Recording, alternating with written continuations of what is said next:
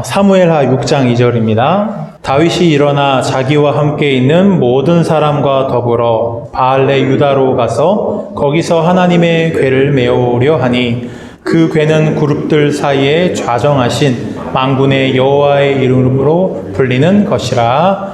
아멘.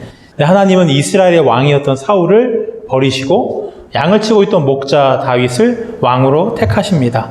다윗은 골리앗과의 전투에서 승리하고 이스라엘의 지휘관으로 발탁됩니다. 모든 전투에서 승리하죠. 사울은 천천히요, 다윗은 만만이라는 백성들의 칭송을 받게 됩니다. 사울이 다윗을 시기하여 죽이려고 했어요. 다윗은 사울을 피하여 도피 생활을 해야 했고 이스라엘에서 도저히 머물 수가 없어서 자신의 적이었던 블레셋의 망명까지 합니다.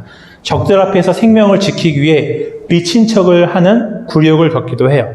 사울이 죽고 온 이스라엘 왕이 된 후에도 다윗의 위기와 고난은 계속됩니다. 신하들의 반란이 있었고 자신의 아들의 반란을 피해서 도망을 쳐야 했습니다.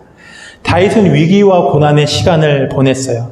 그리고 그 고난 속에 하나님을 향한 기도와 눈물로 지은 찬양시가 시편에 수록되어 있습니다. 다윗은 잠깐 넘어지기도 했지만 하나님이 자신을 위해 예비하신 그 길에서 떠나지 않았어요. 그는 하나님께 어떤 칭찬을 받게 됩니까? 내 마음에 합한 자라는 그 영광스러운 칭찬을 받게 되죠. 다윗이 수많은 위기와 고난 속에서도 범죄하지 않고 평화를 누렸던 비결은 무엇일까요? 다윗을 향한 사울의 질투와 시기는 더욱 심해졌어요. 다윗이 블레셋과의 전투에서 승리하고 돌아온 날 사울은 창을 던져서 다윗을 벽에 박으려고 하죠. 다윗은 요나단의 도움으로 겨우 왕궁을 탈출하고 괴로운 도피 생활이 시작됩니다. 사울은 군대를 이끌고 다윗을 추격해요. 사울은 다윗이 이스라엘에 발을 붙이지 못하게 하려고 다윗에 협조하는 사람은 그 누구든지 막론하고 죽입니다. 높당에 있는 제사장들까지 학살하기까지 했어요. 다윗은 사울을 피하여 아둘람 굴로 피신합니다. 사울은 궁전에 있었고 다윗은 어둡고 음습한 굴에 있었어요. 사울의 주위에는 용맹한 용사들이 모였고 아둘람 굴에 있는 다윗에게 누가 모입니까? 환난당한 자와 빚진 자, 마음이 원통한 사람들이 모여들었어요. 도움이 되기보다는 짐이 되는 사람들이었습니다. 그러나 다윗은 그들을 내치지 않고 그들과 함께 합니다. 다윗은 피신 생활을 하게 되면서 그 연로한 부모님을 모시기 힘들어졌어요. 그래서 그 모압 왕에게 자신의 부모를 부탁하면서 이런 말을 합니다. 하나님이 나를 위하여 어떻게 하실지를 내가 알기까지 나의 부모가 나와서 당신들과 함께 있게 하기를 청하나이다. 하나님이 나를 위하여 어떻게 하실지를 내가 알기까지. 하나님께 묻는 거예요. 위기와 고난이 시작되면 다윗은 모든 것을 하나님께 묻습니다. 그것이 고난과 위기 속에 승리할 수 있었던 다윗의 비결이었어요. 다윗이 사울을 피하여 피난하던 중에 그일라 주민들이 블레셋 사람들의 공격을 받는다는 소식을 들어요. 도망다닌 다윗이 그일라 사람들 신경 쓸 여력이 없어요. 그러면 다윗은 하나님께 묻습니다. 하나님, 제가 블레셋을 치리이까? 하나님은 다윗에게 블레셋 사람들을 내 손에 넘겨줄 것이니 블레셋 사람들을 치라고 말씀하시죠. 다윗은 블레셋 사람들에게 나아갔고 그들의 손에서 그일라 사람들을 구출합니다. 다윗은 사울을 죽일 수 있던 기회가 2번 있었어요. 다윗을 쳤던 사울이 다윗이 있는 줄 모르고 다윗이 그 숨어있던 그 굴에 들어와서 용변을 보는 거죠. 찬스죠. 다윗의 부하들이 이렇게 말합니다. 하나님이 사울을 당신 손에 넘겨주셨습니다. 이렇게 말해요. 그러니까 다윗이 사울을 죽이는 일은 부당한 일이 아니에요.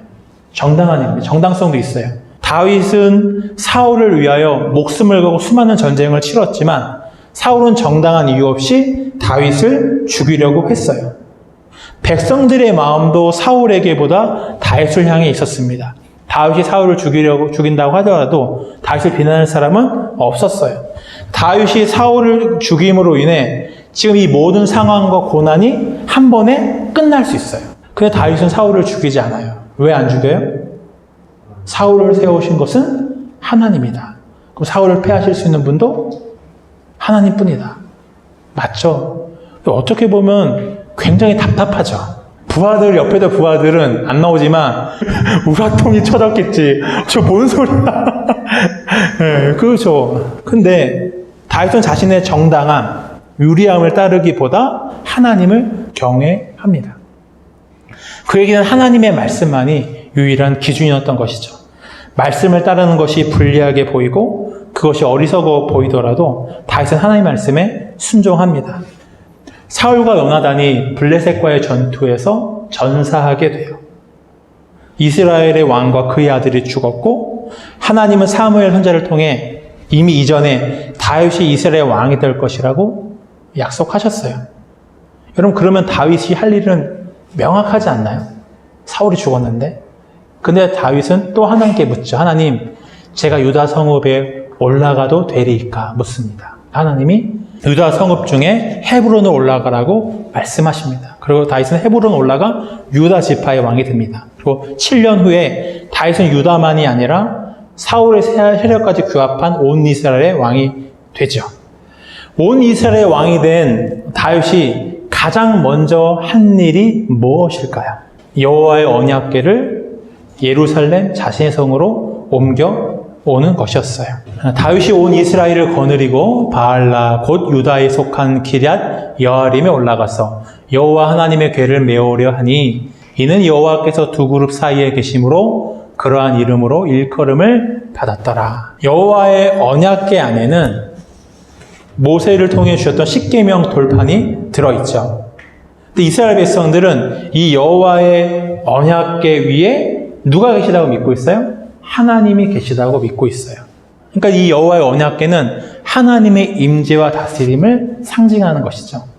하나님은 당신의 말씀으로 세상을 통치하십니다. 그러니까 여호와의 말씀은 곧 하나님의 임재인 거죠. 하나님을 나타내는 것이죠. 하나님의 계심입니다. 하나님과 함께하며 하나님의 다스림 속에 살아가는 길은 곧 하나님의 말씀을 듣고 그 말씀에 순종하는 거죠. 그 말씀을 듣고 순종할 때 여호와의 임재 속에 살아가게 되는 것입니다. 근데 여호와의 말씀을 버리고 그 말씀을 내 삶에서 버리는 것은 곧 여호와를 멀리하는 것이고 여호와를 버리는 것이죠. 지금 여호와의 언약궤가 어디 있었냐면요, 이스라엘의 중심에 있는 것이 아니라 이스라엘의 변두리에 있었어요. 변방에 있었어요. 그것은 하나님의 말씀이 이스라엘 백성들의 마음에서 얼마나 멀리 떨어져 버리는 것을 보여주는 것이죠.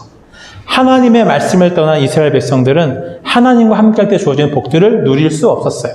그것이 바로 사사시대의 혼란들이었죠. 이방 나라들의 침략과 지배 속에서 고통스러운 시간을 보내야 했습니다. 하나님이 이스라엘에 세우시는 왕의 조건이 있었습니다. 이제 너희가 구한 왕, 너희가 택한 왕을 보라.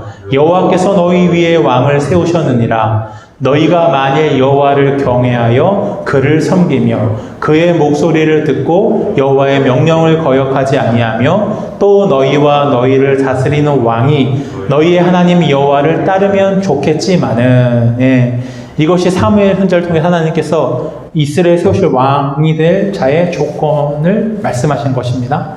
그러니까 하나님을 경외하고 그의 말씀을 듣고 지키는 것이 하나님이 세우신 왕의 조건이었어요. 그때 그의 왕위와 나라가 존속하고 번영하게 되는 것이죠. 그러나 사울은 이 조건에 부합하지 않게 되죠. 하나님을 경외하지 않으므로 번번이 하나님의 말씀에 불순종했습니다. 사울은 하나님을 경외하지 않았어요. 그래서 그분의 말씀에 순종하지 않았던 것입니다. 하나님의 말씀을 버린 것은 하나님을 버린 거예요. 하나님을 버리는 사울을 하나님도 버리십니다. 하나님은 다윗을 다시 택하셨어요. 다윗은 위기와 고난 속에서 오로지 하나님의 뜻을 묻기를 결심합니다.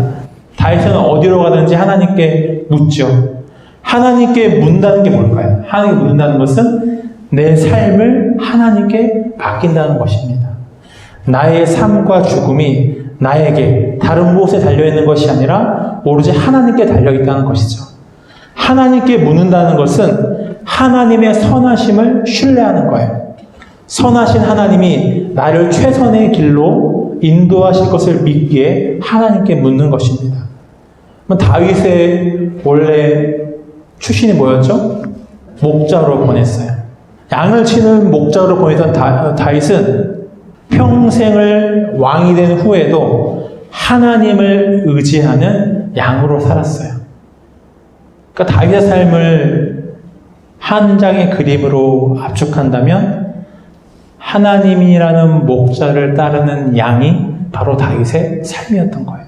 다윗은 변방에서 있었던 여호와의 언약궤를 이스라엘의 중심으로 자신의 성으로 모셔옵니다. 내 삶과 이스라엘의 평화와 번영은 오직 여호와를 경외하고 그분의 말씀을 따르는 것에 있음을 선언하는 것입니다. 다윗은 그렇게 살아갔어요. 다윗이 살아있을 때 백성들은 하나님을 경외하고 하나님 앞에 뜻을 물을 수 있었습니다. 사무엘하 6장은 다윗이 여호와의 언약궤를 자기의 성에 드리는 장면입니다. 그것이 마치고 바로 7장 1절에 말씀이 이렇게 되어 있어요.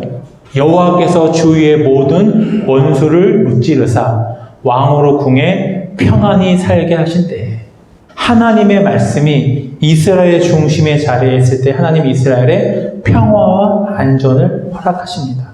샬롬이 이루어지는 것이죠. 내 삶에서 하나님의 말씀은 어디쯤 위치해 있나요? 변두리인가요? 내 삶의 중심에 하나님의 말씀이 자리하고 계신가요? 우리가 간음을 한다거나 사기를 치는 것 같은 명백한 불순종을 행하지는 않을 거예요. 그런데 내 삶에서 하나님의 말씀을 멸시하는 그 은밀한 죄를 우리가 지을 수 있는 것이죠. 하나님의 말씀을 멸시하는 것은 하나님을 멸시하는 거예요. 하나님이 함께 하심과 다스리심이 없는 고아와 같은 삶을 살게 하는 것입니다. 다윗이 했던 것처럼 하나님의 말씀을 내 삶의 중심으로 가져와야 합니다. 높은 뜻 숭의교회를 담임하시고 은퇴하셨던 김동호 목사님이라는 분이 계세요. 이분이 작년에 암투병을 하셨어요. 근데 암에 걸리니까 이분 말씀이에요. 목사도 별 수 없더라. 목사니까 죽음에 대해서 많이 얘기하게 되잖아요. 그래서 많은 장례들도 진리할 거고 막상 자신이 암에 걸리니까 이게 완전히 차원이 다른 문제들이에요. 그러니까 저 멀리 있던 죽음이 내 코앞으로 다가왔다는 거예요. 그러니까 암에 걸리니까 자꾸 암에 대해서 알려고 하는 마음이 생겼대요. 그래서 SNS를 통해서 암에 대한 정보와 치료법에 대해 찾기 시작하는 것이죠. 근데 어느 날 보니까 자신이 하루 종일 뭘 하고 있는 거예요?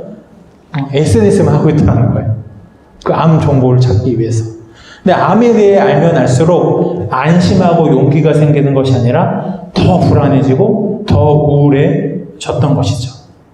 그러니까 이 목사님 안에 조금 억울한 마음이 생기더라는 거죠. 나 예수 믿는 사람인데, 평생 예수님을 설교했던 사람인데 하는 생각이 듭니다. 그래서 일어나서 첫 생각을 암이 아니라 하나님의 말씀으로 선점해야겠다고 결심합니다. 그때 목회가 정말 죽을 만큼 힘들었을 때 그때 자신을 지탱해줬던 게 뭐냐면 새벽 기도회 때 말씀의 은혜를 받았던 것, 하루 한 장씩 읽으며 은혜 받고 그 설교했던 것이 생각났습니다. 그래서 암도 그렇게 이겨야 된다고 생각을 하고 매일 첫 시간 하나님 말씀을 묵상하고 그것을 유튜브를 통해서 자신과 같은 고통 겪는 암 환자들과 나누기 시작해요. 이분 김현정의 뉴스쇼 거기 보인 라디오 나와서 인터뷰했는데 이렇게 고백하더라고요. 내 인생의 절정은 작년이었다. 정말 행복했다. 그러니까 그 김현정 그 사회자죠. 그거 정말이네. 정말이다. 내 목회자 양심 걸고 내가 말한다. 내 인생의 절정은 바로 작년이었다. 이번에 그 유튜브에 이런 댓글이 올라왔대요. 댓글에 목사님 저 누구누구의 딸입니다. 어머님이 지난주에 소천하셨어요. 근데 이 목사님이 전하는 그 말씀 때문에 지옥 같은 그 시간을 천국처럼 사시다가 돌아가셨습니다. 이렇게 댓글을 달았다는 거죠. 여러분, 나의 첫 생각을 하나님의 말씀으로 선점하세요. 그리고 그 말씀의 은혜로 그 하루를 살아가세요. 말씀의 은혜는 지옥 같은 현실을 천국처럼 살게 하는 것이 바로 말씀의 은혜가 할 수 있는 거예요. 세상의 어떤 것도 그걸 할 수가 없어요. 세상의 것들은 상황과 조건에 지배를 받습니다. 근데 상황과 조건에 상관없이 하나님과 동행하며 천국을 살아가게 하는 것이 바로 말씀의 은혜가 줄 수 있는 것입니다. 말씀의 은혜가 있으면 어떤 고난과 위기가 와도 넉넉히 이길 수 있습니다. 하나님의 말씀으로 나의 첫 생각을 선정하고 그 은혜로 하루를 살아가는 저와 여러분이 되시기를 축복합니다.